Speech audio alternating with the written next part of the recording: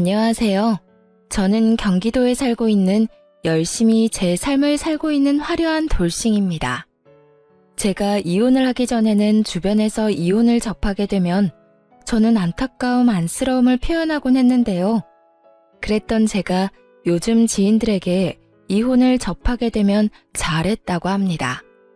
그만큼 전 지금 제 생활에 만족하고 지내며 요즘 같은 세상에 이혼 같은 건 흠도 되지 않는다고 생각하는데요. 지금은 이런 생각까지 하는 저이지만 저 역시 이혼을 할 당시에는 온갖 잡념들에 휩싸여 이혼을 하지 못하고 이리저리 끌려다녔습니다.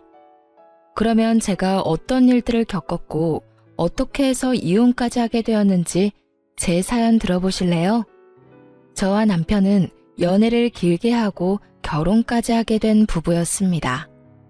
연애를 하기 전에는 친구로 지냈기에 가끔 남편의 집으로 가곤 했고 연인이 되면서도 시댁에 자주 왕래하면서 지냈던 것 같아요.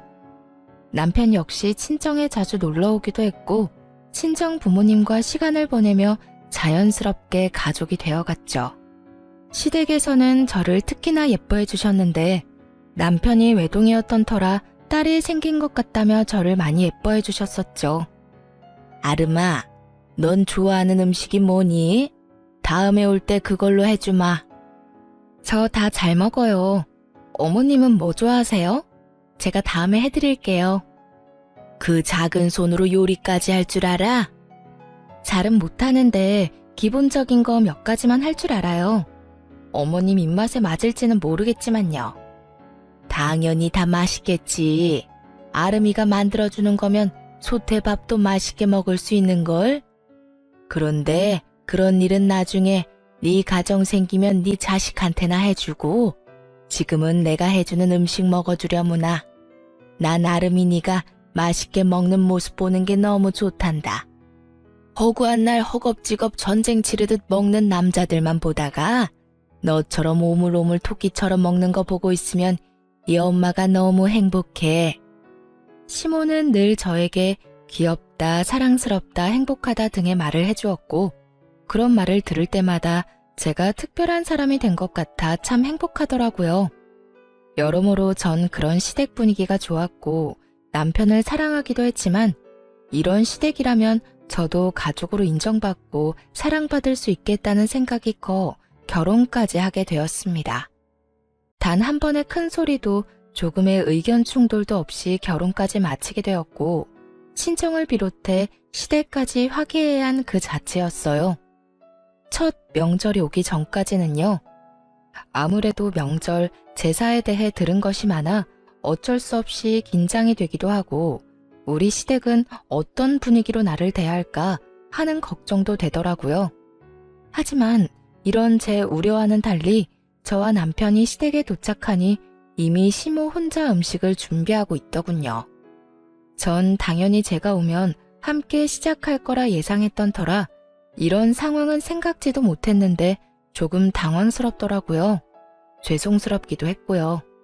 심지어 준비만 하신 게 아니라 이미 반 이상을 해놓으신 터라 전 급하게 옷을 갈아입고 나머진 제가 하겠다며 앞치마를 하고 나섰습니다. 어머님, 이제 제가 할 테니 들어가서 쉬세요. 전 당연히 제가 오면 시작하실 줄 알았는데 언제부터 하신 거예요?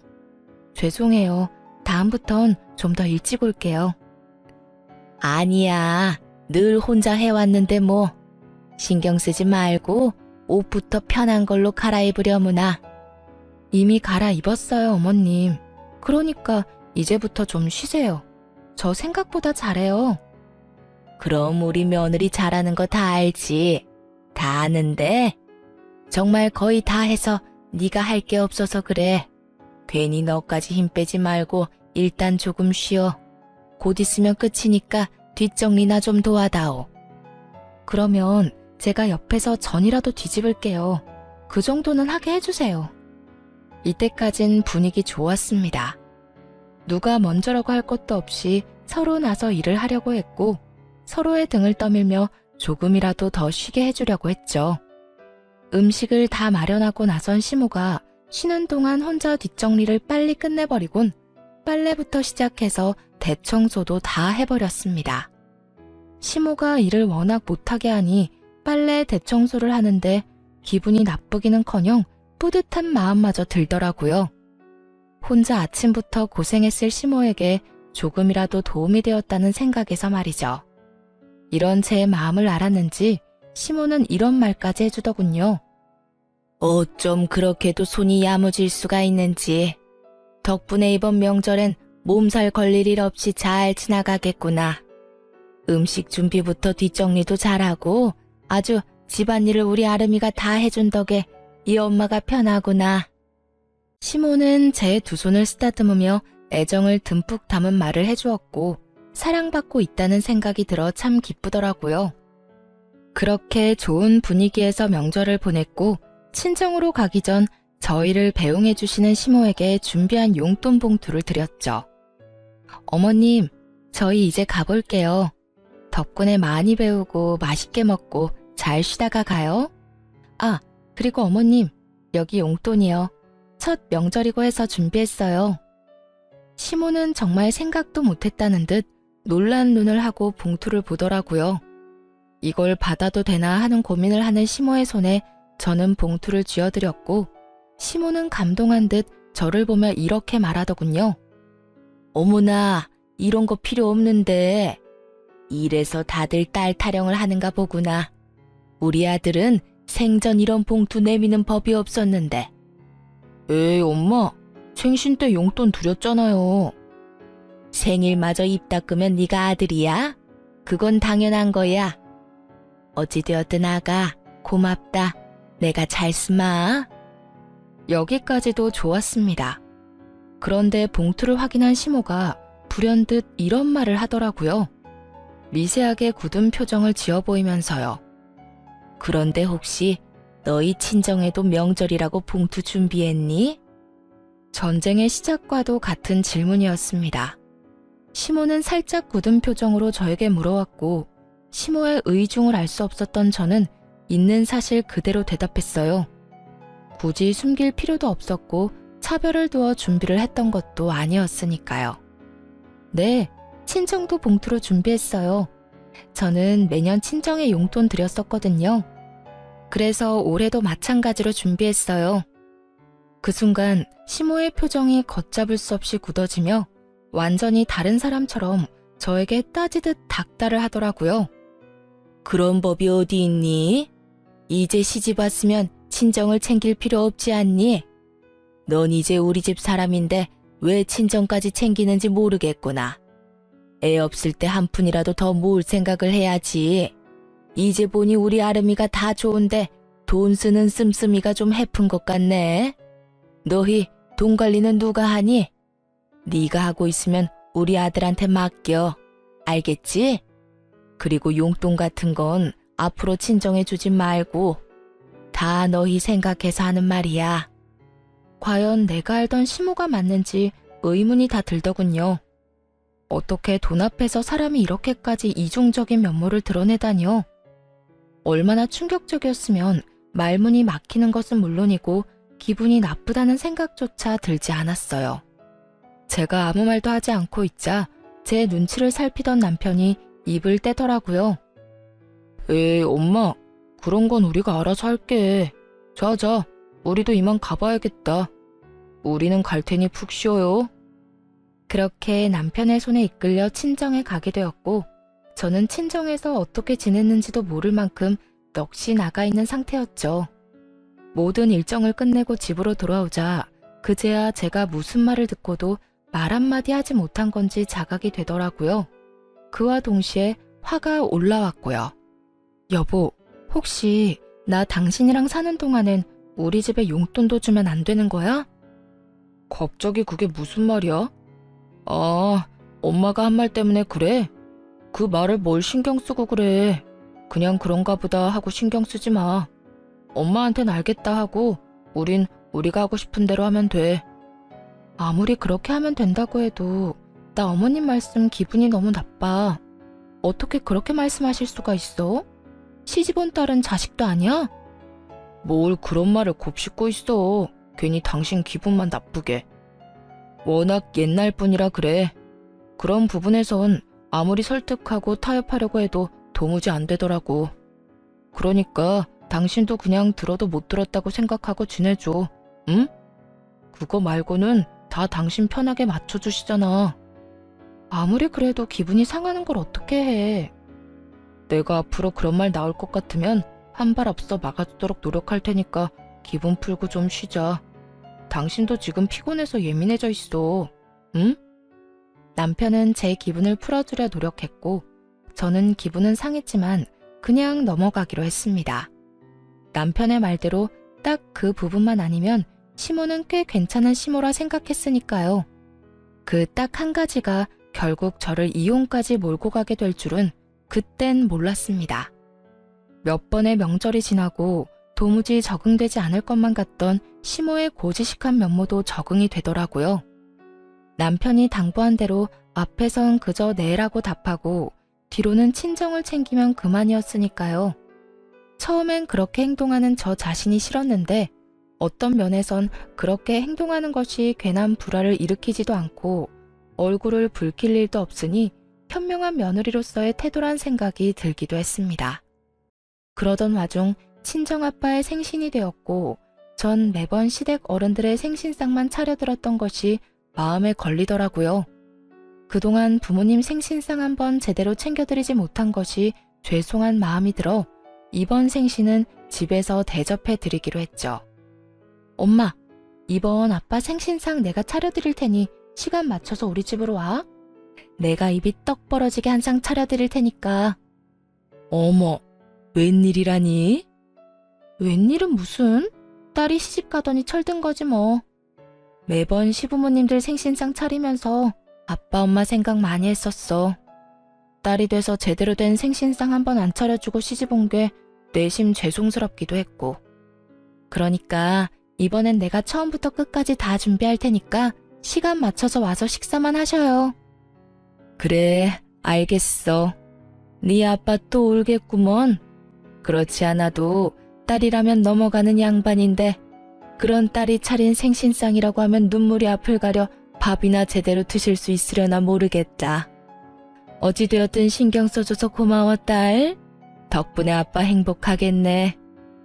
엄마와의 통화를 마치고 나니 더욱 죄송한 마음이 들더라고요. 이렇게 기뻐해 주실 줄 알았다면 진작 모셨을 텐데 하는 마음에서요. 전 더욱 생신 준비에 박차를 가했고 전날 장보기를 마치고 당일 아침부터 일어나 생신상을 준비했어요. 아침 일찍 일어나 남편 출근시키고 생신상 준비를 하는데 시모에게 전화가 오더라고요. 평소에도 통화는 자주 하던 터라 전 아무 생각도 의심도 없이 그 전화를 받게 되었습니다.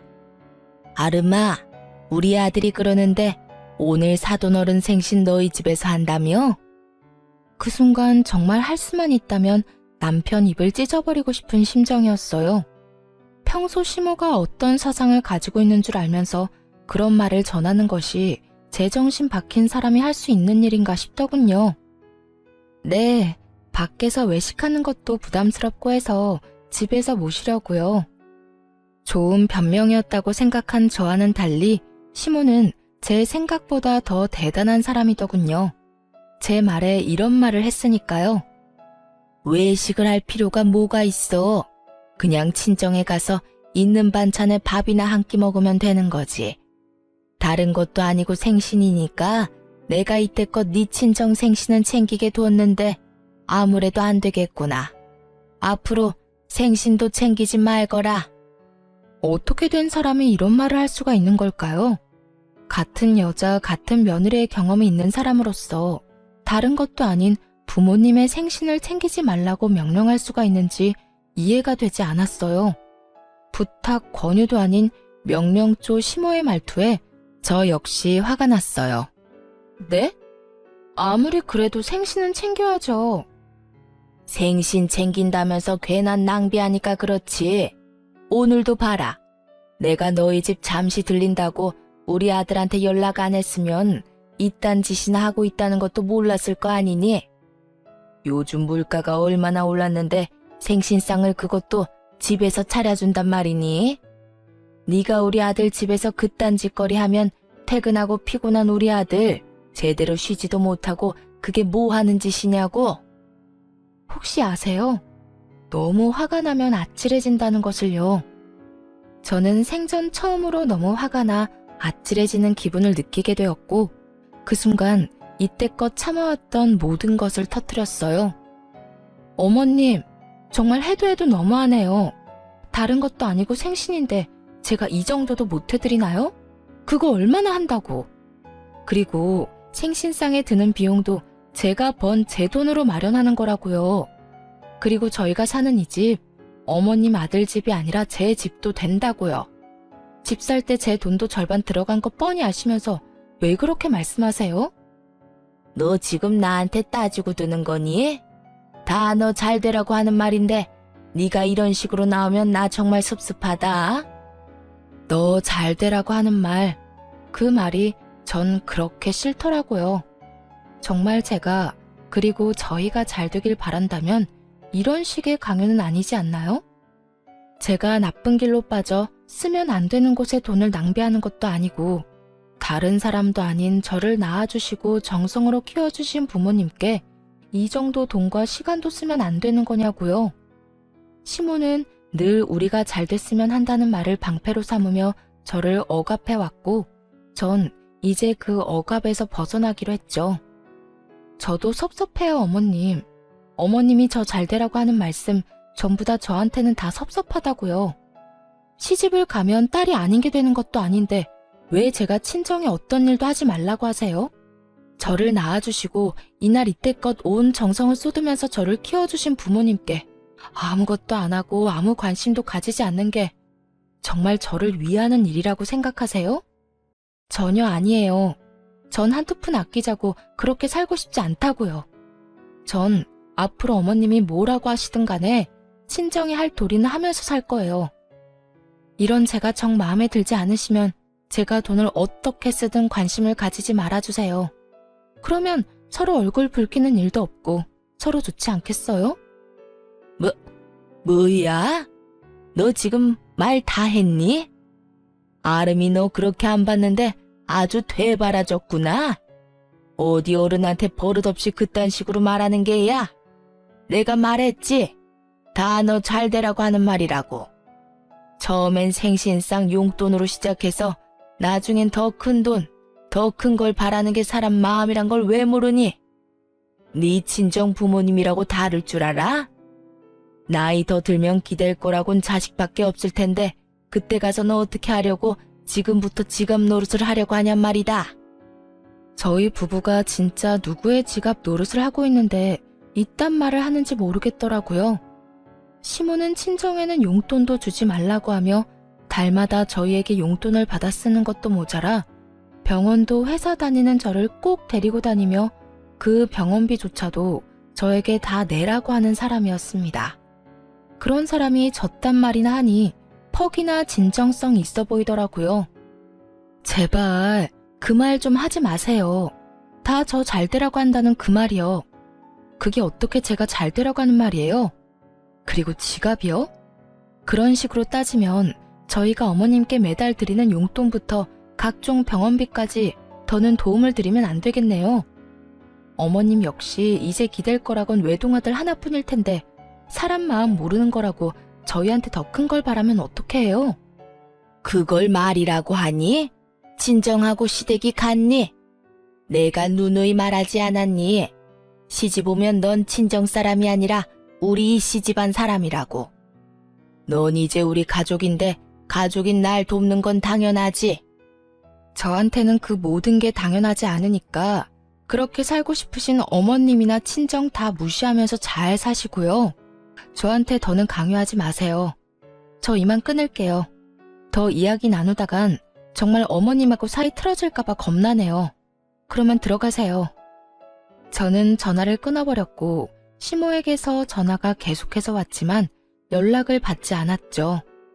정말 생각하면 할수록 화가 나더라고요. 시부의 생신날엔 시모와 함께 여행을 보내드렸고 시모의 생신날엔 명품 가방을 선물했었습니다. 물론 선물과는 상관없이 생신상까지 차려드렸었고요. 그땐 이런 며느리가 또 없다고 덕분에 이런 호강을 다 누려본다고 했던 사람이 어떻게 그깟 생신상 한번 마음 편하게 차리지도 못하게 하는 것인지 너무 화가 나더라고요. 이런 부모도 부모라고 그 큰 돈을 들여가며 신경을 쓰고 대접했던 저 자신에게도 너무 화가 나기도 했습니다. 하지만 언제까지나 씩씩거리며 화를 내고 있을 수는 없는 노릇이었어요. 처음으로 차려드리는 친정아빠의 생신을 이딴 식으로 망치고 싶진 않았거든요. 그래서 전 마음을 가다듬고 기뻐하실 부모님의 얼굴을 떠올리며 생신상을 준비했고, 밑재료 준비를 끝내고 한숨 돌릴 때쯤 거칠게 문을 두드리는 소리가 들려오더군요. 야! 야! 문 열어! 이 문 당장 열어! 설마 했던 우려가 현실이 되는 순간이었어요. 화가 머리끝까지 난 시모는 집으로 들이닥쳤고, 제가 문을 열어주자마자 저를 밀치고 집으로 들어오더니 화를 내며 기껏 준비한 재료들을 다 엎어버리기 시작하더군요. 이게 무슨 짓이에요? 그만두세요. 그만하시라고요. 이거 놔라 이년아. 네가 그만하라고 하면 내가 그만할 줄 알아? 어디 건방지게 뭐? 강요하지 마. 신경을 꺼. 내가 너한테 어떻게 했는데 네가 감히 나한테 그런 식으로 명령을 해. 이 고약한 년. 내가 너 버릇을 단단히 고쳐줄 거다. 생신상? 웃기지 마. 내가 절대 아무것도 못하게 해줄 테니까. 아무리 말려도 눈이 돌아버린 시모를 말리는 건 불가능했어요. 이미 재료들은 손 쓸 수 없이 망가진 상태였고, 제가 말리면 말릴수록 시모는 더 격하게 난동을 부리더군요. 시모는 아예 집에서 어떤 음식도 만들게 하고 싶지 않았는지 아예 냉장고 문까지 열어 모든 음식들을 다 꺼내 바닥에 쏟아부어 버리더군요. 전 그저 그런 시모를 지켜보며 분이 풀릴 때까지 지켜보기로 했죠. 그러면서도 남편에게 연락해 당장 집으로 오라는 말을 전했고, 시모의 난동을 부리는 모습을 동영상으로 남기기도 했습니다. 네 년이 감히 날 우습게 봐? 이게 오냐오냐 해줬더니 어른 무서운 줄 모르고 날뛰는 꼴이라니. 내가 이렇게까지 하는데도 네가 생신상 차려낼 수 있을지 두고 보자. 시모는 끊임없이 저를 향한 분노를 뱉어내며 난동을 부려댔고, 그 사이 집에서 가까운 회사에 다니던 남편이 집으로 불이 나게 뛰어들어오더군요. 모든 광경을 목격하게 된 남편은 많이 놀랐는지 멈칫거리며 입을 벌리더라고요. 그것도 잠시 반찬통을 들고 바닥으로 집어던지려는 시모를 가까스로 저지한 남편은 시모에게 소리를 지르며 화를 냈어요. 엄마, 이게 다 뭐야? 도대체 이게 무슨 짓이야? 이 사람이 무슨 잘못을 얼마나 했다고 이딴 짓까지 하냐고. 이거 놔라. 저 물건이 나한테 한 말 들으면 너도 내가 왜 이렇게까지 했는지 다 이해할 것이다. 저 사람이 어떤 말을 어떻게 했든 이건 아니지. 엄마가 뭐 때문에 화가 났는지 대충 알겠는데 그 어떤 이유로 얼만큼 화가 났던 간에 이건 아니야. 자신을 이해하기는커녕 저를 두둔하고 나서는 남편을 보며 시모는 더 큰 분노를 느끼는 듯했고, 그 분노의 화살은 다시 저에게로 향하더군요. 너 도대체 내 아들한테 뭐라고 했길래 내 아들이 나한테 이렇게 화를 내? 그리고 이를 데가 없어서 회사에서 열심히 일하는 사람한테 전화질을 한 게야? 너 이렇게까지 생각 없는 물건이었어? 그 순간 어떤 생각이 들었는지 아세요? 다 포기하고 싶다, 다 버리고 싶다였어요. 난장판이 되어버린 집만큼 제 마음 역시 난장판이 되어버린 상태였고, 무엇보다 이 모든 광경을 부모님께 보이면 절대로 안 된다는 생각도 들었습니다. 다른 날도 아닌 생신날 이런 광경을 보게 된다면 그런 불효도 또 없을 테니까요. 화를 낼 가치도 없는 사람에게 화를 내고 싶지도 않았어요. 우선 전 봉지를 찾아들고 시모가 다 엎어버린 재료들을 챙겨놓고 시모의 손에 꽉 쥐어주며 이렇게 말했어요. 이거 덕분에 저는 못 쓰게 됐으니까 가져가서 저녁해 드세요. 어머니 말대로 요즘 물가가 장난이 아닌데 그냥 버릴 순 없으니까요. 어머님이 다 망쳤으니 어머님이 책임지시고 해결하시라고요. 그리고 뒷정리도 다 하고 가세요. 어머님 말대로 힘들게 일하고 온 어머님 귀한 아들이 이걸 다 치울 순 없는 노릇 아니겠어요? 그러니까 이 난리를 부린 어머님이 직접 다 치우고 가세요. 제 말에 시모는 몸까지 부들부들 떨며 손을 치켜들더군요. 전 그 손을 낚아채 뿌리쳐버렸고요. 이년이 감히! 자꾸 이년저년 하지 마세요. 전 어머님한테 그딴 욕 들을 만큼 잘못한 거 없어요. 그리고 제 몸에 손도 대지 마시고요. 저희 부모님이 맞고 다니라고 시집 보낸 거 아니고요. 행복하게 지내라고 시집 보낸 겁니다. 그러니까 앞으로 저한테 함부로 대하지 말아주세요. 여전히 몸을 부들부들 떨던 시모는 누가 말릴 새도 없이 이번엔 제 머리채를 획 잡아버렸고 워낙 순식간에 일어난 일이라 어떤 반응도 하지 못했어요. 그 순간 부모님의 목소리가 들리더라고요. 연락도 없이 이렇게 일찍 와도 되는 거야? 집에 가보고 없으면 전화하면 되죠 뭐. 연락하면 분명 오지 말라고 할 게 뻔하다고요. 아무리 당신 생일상이라고 해도 어떻게 애한테 다 맡겨놓고 가만히 있어요? 나라도 가서 좀 도와야지. 그런데 왜 문이 열려있지? 얘는 겁도 없이... 어머, 이게 다 뭐야? 사돈, 뭐 하는 짓이에요?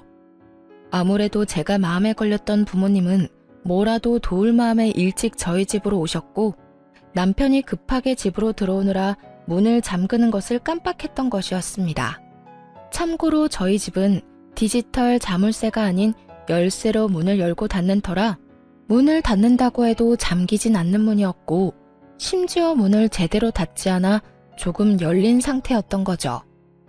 아무것도 알 리 없었던 부모님은 문을 열고 집으로 들어왔고 그곳에서 처음 본 것이 제가 시모에게 머리채를 잡혀 이리저리 휘둘리고 있는 상황이었던 것이었어요. 그것도 아빠의 생신날 말이죠. 제가 떠올리기도 싫었던 최악의 상황이 되어버렸고 제가 시모의 손에 휘둘리는 그 순간에도 부모님에 대한 죄송함에 어찌해야 할 바를 모르겠더라고요. 하지만 시모는 머리끝까지 화가 난 엄마의 고함을 듣지 못할 만큼 흥분한 상태였고 여전히 저를 놓을 기미가 보이지 않는 상태였습니다. 그 순간 엄마보다 더 화가 난 아빠가 다가와 시모의 손을 낚아채 멀뚱히 서 있는 남편의 쪽으로 시모를 던지듯 밀어버렸습니다. 시모는 남편의 품에 고꾸라졌고 그런 시모를 아빠는 무서운 표정으로 아무 말도 하지 않고 그저 노려보시더군요. 그런 아빠를 대신해 엄마가 시모에게 화를 내기 시작했습니다. 이보세요. 지금 도대체 이게 다 무슨 짓이에요? 우리 딸이 뭘 그렇게 잘못했다고 애를 이렇게까지 잡는 거냐고요? 아니, 잘못을 했더라도 말로 타이르면 되는 일이지 우리 애가 짐승도 아니고 어떻게 이런 짓을 할 수가 있어요? 입 없어요? 말할 줄 몰라요? 그 뚫린 입으로 말 좀 해보라고. 격한 감정을 드러내며 시모에게 따져묻는 엄마와 아무 대답도 하지 않는 시모. 그야말로 그런 난리가 또 없는 상황이었어요. 그 상황에서도 화가 나는 것은 시모의 침묵이었어요.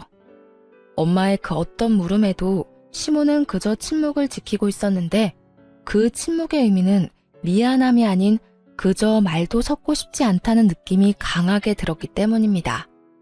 엄마가 시모를 몰아붙이는 내내 시모는 빈정거리는 표정을 지어 보이며 입을 삐죽거리는 듯 엄마를 농락하는 모습을 보이더군요.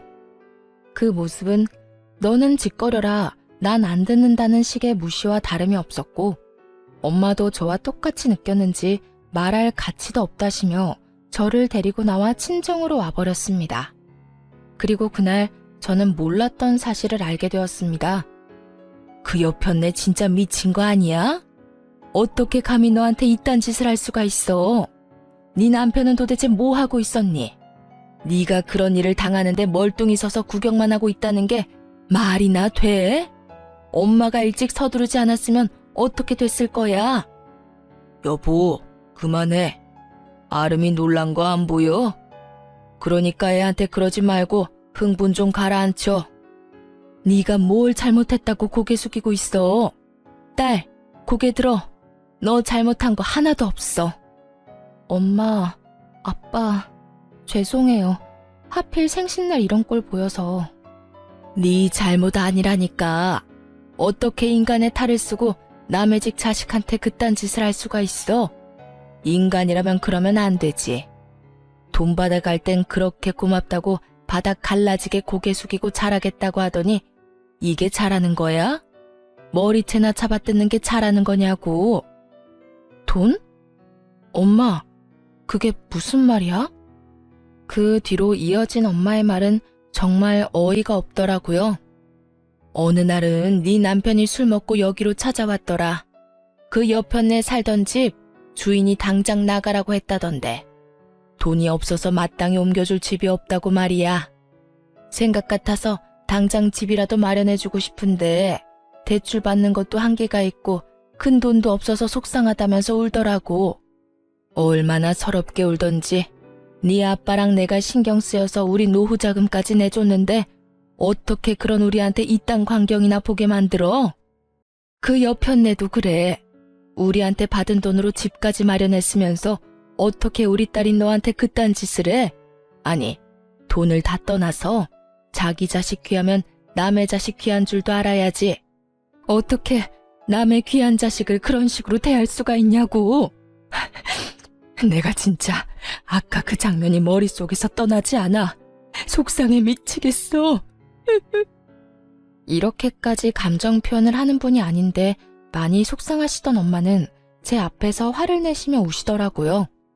평소라면 다 괜찮다고 그런 일도 있다며 제 등을 쓸어내려 주셨을 엄마가 우시는데 제 마음도 무너져 내리더군요.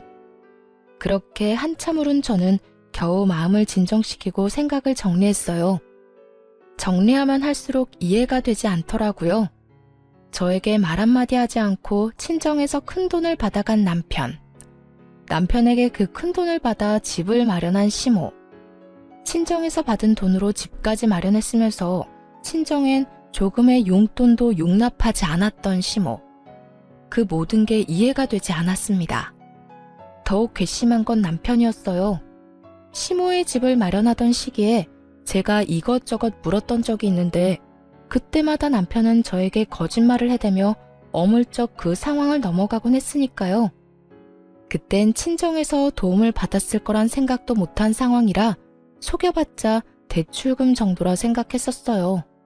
그래서 효도하고 싶다는데 제가 뭐라고 나서나 하는 생각에 더는 아무 말도 하지 않았던 것이고요. 하지만 그 모든 행동이 저를 속이기 위한 행동이었다고 생각하니 너무나도 괘씸하더군요. 그렇게 남편에 대한 실망감과 시모에 대한 넘치는 분노 때문에 어찌해야 할 바를 모르고 있었어요. 그러는 와중에도 남편은 와서 빌기는커녕 연락 한 통이 없더라고요. 분노와 체념이 오가는 며칠이 흐른 후 남편에게 연락이 왔고 전 친정 근처 카페에서 남편을 만나게 되었습니다. 어쩌면 싹싹 빌며 사과를 해올 수도 있을 거라 생각했는데 남편은 다리를 꼬고 앉아 저에게 이혼을 통보하더라고요. 뭐 그 역시도 제 예상 안에 있기도 했지만요. 우리 이혼하자. 뭐? 이혼? 그래, 이혼. 엄마랑 많이 이야기해봤는데 아무래도 우리 이혼하는 게 좋을 것 같아. 당신이랑 엄마 사이에서 나도 힘들고 당신도 앞으로 우리 엄마 보기 싫을 거고 그러면 난 더 힘들어질 거고 우리 앞날이 뻔하잖아. 지금 이혼을 입 밖으로 내뱉고 싶은 사람이 누군데 감히 누가 먼저 이혼을 입 밖에 내나 싶더라고요. 그러면서도 그 검은 속내가 뻔히 보이기도 했고요. 이혼? 당연히 해야지. 그런데 당신 우리 집에서 돈 많이 받아갔더라. 그 돈으로 어머님 집 사는데 보태드렸고 이혼은 하는데 돈은 다 토해내야 하지 않겠어? 제 말에 남편은 그게 무슨 헛소리냐고 웃더라고요. 그러면서 하는 말은 정말 가관이었습니다. 내가 왜 그 돈을 줘야 해? 난 빌린 적도 없는데? 내가 빌려줬다는 증거라도 있어? 있으면 가지고 와 보든가. 이런 걸 보고 딱 잡아댄다고들 하시죠? 네, 남편도 그런 적 없다며 딱 잡아떼기 시작하더라고요.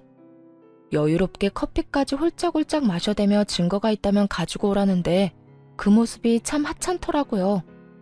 얼마나 보고 배운 것이 없으면 저렇게까지 뻔뻔할까 싶기도 하고 얼마나 생각하는 바가 밑바닥이면 저딴 행동밖에 하지 못할까 싶기도 해서요. 이혼의 단어가 나오고 난 후, 아니 어쩌면 어렴풋이 설마 이러진 않을까 했던 제 생각과 전혀 다르지 않은 하찮은 태도였어요. 부모님은 남편에게 차용증 한 장 쓰라는 말도 하지 않고 돈을 주었고 이체를 해주었다고는 하나 그냥 준 것이라고 우기면 할 말이 없는 상황이었죠. 하지만 제 부모님은 제가 생각했던 것보다 상황 대처 능력이 더욱 대단한 분들이시더라고요. 증거 있어. 이런 상황을 예상하고 그랬던 건 아니지만 우리 엄마 아빠가 그날 그 상황을 다 동영상으로 남겨놨다고 하시더라고. 네, 맞습니다. 부모님은 차용증 대신 홈 CCTV로 모든 상황을 녹화했고 그 녹화본을 따로 간직하고 계셨다고 하더라고요. 그 홈 CCTV는 제가 설치를 해드린 것이었는데 아무래도 두 분만 계시는 것이 불안해 설치해둔 것이 이렇게 쓰인 것이었죠. 그럴 리가 없다는 표정의 남편을 향해 동영상을 틀고 볼륨을 키웠죠. 장인어른, 장모님, 정말 감사합니다. 제가 형편이 되는 대로 조금씩이라도 갚겠습니다. 덕분에 저희 어머니 이제 이사 걱정 없이 보내실 수 있게 됐어요. 정말 감사합니다. 제가 이자까지 쳐서 꼭 갚겠습니다. 영상 속의 남편은 고개를 바닥에 박고 눈물을 흘리며 온 마음을 다해 감사한 마음을 전하고 있었어요. 그런 남편을 아빠는 일으켜 세우며 진정시켜 주셨고요. 그래, 이 돈으로 해결된다니 다행이네. 좋은 일인데 뭘 그렇게 울고 그래. 인제 그만 울고. 자네, 내가 이 돈 왜 빌려주는 줄 알지? 우리 딸 눈에 눈물 흘리게 하지 말라고 빌려주는 걸세. 돈 때문에 자네가 힘들어하면 우리 딸도 힘들 테니 우리 노후 자금까지 털어서 빌려주는 거라고. 네, 잘 압니다. 제가 아름이 눈에 눈물 흘리지 않게 잘하겠습니다. 정말 세상에서 제일 행복한 여자로 만들어줄 겁니다. 그래, 그거면 됐어. 혹시나 우리 딸 눈에 눈물 나게 하는 날엔 지금 이 돈 한 번에 다 갚아야 할 거야. 농담 아니네. 나는 다른 건 몰라도 내 딸 눈에 눈물 나는 꼴은 못 봐. 자네, 내 말 무슨 뜻인지 알지? 네, 잘 알겠습니다. 혹시나 아름이랑 제가 잘못되면 당연히 이 돈은 다 돌려드려야죠. 하지만 그런 일은 절대로 없을 테니 걱정하지 마십시오. 차용증이라도 쓰라고 하면 쓰겠습니다. 됐어. 차용증은 무슨. 그런 건 필요 없으니까 약속이나 잘 지켜. 아빠의 말처럼 차용증은 필요가 없었죠. 이렇게 버젓이 동영상이 있으니까 말이죠. 남편은 사색이 되어 저에게 아무 말도 하지 못한 채 눈만 동그랗게 치켜뜨고 있었고 전 그런 남편에게 이혼 통보를 되돌려 주었어요. 이혼하자고 했지? 뭐라고 했더라? 우리 앞날이 뻔하다고 했었나? 그렇긴 해. 우리 앞날이 너무 뻔하게 잘 보여서 나도 더는 당신이랑 못 살겠다. 이렇게 이혼할 거 이때까지 왜 참고 살았나 모르겠어. 어찌되었든 위자료 청구는 할 거니까 준비해놔. 당신 포함해서 당신 엄마한테도 소장 갈 거니까 참고하고. 그러면 법원에서 봐. 할 말을 다한 제가 자리에서 일어나려고 하자 손바닥 뒤집듯 태도를 180도 바꿔버린 남편놈이 제일 가벼운 무릎부터 꿇더라고요. 여보, 잠시만. 정말 이혼하자는 말이 아니었어. 그런 뜻이 아니었다고. 내 말 좀 들어봐. 들을 말이 뭐가 있어. 네가 뭘 생각하는지, 어떤 생각으로 나한테 이혼까지 하자고 하는지 누구보다 더 잘 알고 있는 게 난데. 돈 빌려갈 때는 목이 부러지라 조아리면서 다 갚는다고 호언장담을 하더니 뭐? 빌린 적이 없어? 이 영상 없었으면 너 끝까지 그런 적 없다면서 이혼하자고 난리를 부렸겠지? 내 말이 틀려? 됐어. 너 같은 인간 쓰레기를 무슨 말을 더 하겠니? 난 이제 너한테 듣고 싶은 말도 전혀 없고 더는 너 같은 인간한테 하고 싶은 말도 없어. 아니야, 그런 게 아니라고. 난 그저 내가 이혼하자고 하면 당신이 숙이고 들어올 줄 알고 그런 거였어. 그리고 돈은 당신이 막 몰아붙이니까 나도 순간 짜증이 나서 아무 말이나 짓거린 거야. 아, 진짜 구질구질하다. 변명을 하려거든 제대로나 해. 되지도 않는 변명으로 그렇지 않아도 폭발 직전인 사람 더 열받게 하지 말고. 변명이 아니라 진심이야. 제발 내 말 좀 믿어주라. 나 당신 아직 많이 사랑해. 사랑 같은 소리 하네. 이거 나. 남편은 그제야 저를 붙잡고 늘어졌지만 전 그런 남편의 손을 뿌리치고 자리를 벗어났습니다. 그 후 예정대로 남편과 시모에게 소장을 날렸고 그 결과 위자료도 받고 이혼까지 마무리하게 되었습니다. 부모님 역시 전 남편에게 빌려주었던 돈을 다 돌려받게 되었고요.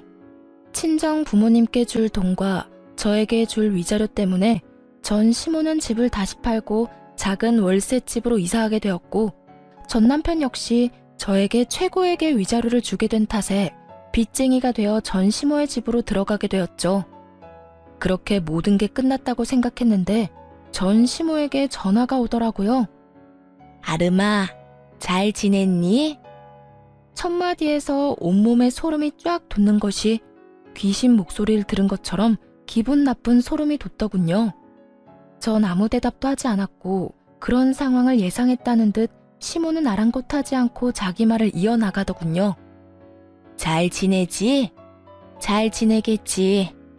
우리 아름이는 야무지고 똑똑하니까. 다름이 아니라 내가 그동안 생각 많이 해봤는데 내가 여러모로 너한테 몹쓸 짓을 많이 했더구나. 너 같은 며느리가 또 어디 있다고 내가 너한테 그런 짓을 한 건지. 네 남편, 아니 우리 아들한테 혼 많이 났다. 나 때문에 너랑 이혼하게 됐다고 날 많이 원망하더구나. 틀린 말은 아니지. 내가 널 이혼시킨 거나 마찬가지지. 내가 정말 미안해. 그래서 말인데 내가 이렇게 사과할 테니 이혼은 없던 일로 하면 안 되겠니? 기가 막히더라고요. 이제 와서 속내가 뻔히 보이는 사과를 하는 것도 어이가 없었지만 전 남편 역시 어이없기는 매 한 가지였어요. 본인이 누굴 원망할 처지조차 되지 않으면서 감히 누굴 원망하는 것인지. 저요, 전 시모에게 그 모진 수모를 겪었을 때도 전 남편이 저도 모르게 큰돈을 친정에서 받아갔을 때도 화가 나고 괘씸하긴 했지만 이혼하겠다고 확실하게 마음먹은 건 아니었어요. 시모야 연을 끊고 살면 되는 거고 다른 사치 부리는 데 쓴 돈도 아닌 부모 집 마련해준다고 빌려간 돈이야 갚으면 그만이라고 생각했으니까요. 하지만 전 남편은 제 이런 마음을 짓밟는 것도 모자라 부모님이 자신을 믿고 차용증을 쓰지 않았다는 것을 악용해 돈까지 꿀꺽 삼키려는 모습을 보며 비로소 이혼을 결심하게 되었던 것이었어요. 물론 불을 지핀 건 시모가 맞지만 그 작은 불씨를 큰 불로 만든 것이 본인이면서 시모를 앞세워 저를 설득하려는 그 속내가 참 어이없으면서도 화가 나더군요. 저는 그럴 생각 없어요. 전 그 인간한테도 오만정이 다 떨어졌다고요. 받을 도움은 다 받고 돈 안 갚아도 되겠다 싶으니까 저부터 버리는 남자. 당신 같으면 데리고 살고 싶겠어요? 거기에다 집도 절도 없는 빚쟁이인 남자를요? 저 그 정도로 바보는 아니에요.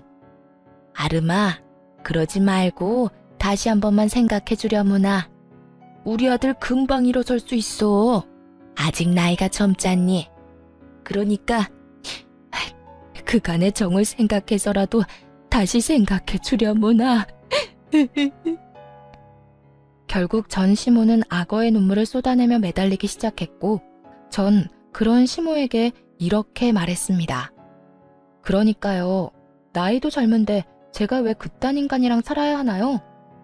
앞으로 살 날이 긴데 그딴 인간 뒷바라지만 하면서 살라고요? 밑 빠진 독에 물 부어가면서 고생할 마음 없으니까 다신 연락하지 마세요. 저는 전화를 끊어버린과 동시에 차단해버렸고 그 후론 연락이 닿는 일은 없었습니다. 참 한심하지 않나요?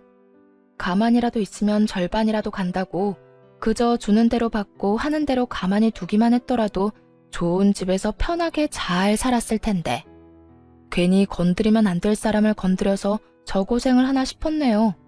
뭐 자기 복 자기가 찬 거 아니겠어요? 요즘 전 친정에서 지내고 있어요. 회사는 여전히 잘 다니는 중이며 요즘엔 남자친구가 생겨 행복하고 아기자기한 연애를 하고 있는 중이랍니다. 지금 만나는 사람은 좋은 사람이에요. 따뜻한 사람이죠. 언제 어디서나 제가 우선이라고 말해주는 사람이고, 만나는 지난날 동안 여름에는 손선풍기를, 겨울엔 핫팩을 건네주는 그런 따뜻한 마음과 세심한 배려를 할 줄 아는 남자예요. 무엇보다 길을 거닐 때면 꼭 저를 길 안쪽에서 걷게 하는 남자친구를 보며 이렇게 따뜻하고 세심한 사람도 있구나 하는 생각을 하곤 해요. 아직까진 결혼 생각은 없지만 지금 제가 사랑하는 남자친구의 모습이 변함이 없다면, 그리고 이 모습이 정말 이 남자의 본 모습이라면 다시 한번 용기를 낼 수도 있을 것도 같아요. 그 정도로 요즘 행복하고 사랑 가득한 날들을 보내고 있습니다. 앞으로도 전 연애도 하고 일도 하며 제 삶을 행복하게 살아가 보려고요. 저 역시 처음 이혼했을 땐 다시 연애를 시작하는 것이 상대방에게 왜인지 죄를 저지르는 기분이 들더라고요. 하지만 곰곰이 생각해보니 제가 죄를 짓고 있는 건 아니더라고요. 제가 이혼 사실을 숨긴 것도 아니고 이혼을 한 게 죄는 아니니까요. 제가 뭘 하든 어떤 연애를 하든 그건 제 자유 아닐까요? 그러니까 저와 비슷한 상황의 돌싱녀, 돌싱남 분들, 우리도 행복하게 살아봐요. 언제까지나 아픔에 절망감에 빠져 시간을 낭비할 순 없지 않을까요? 충분히 아파했고 충분히 힘들었던 만큼 이제 우리 다들 행복합시다.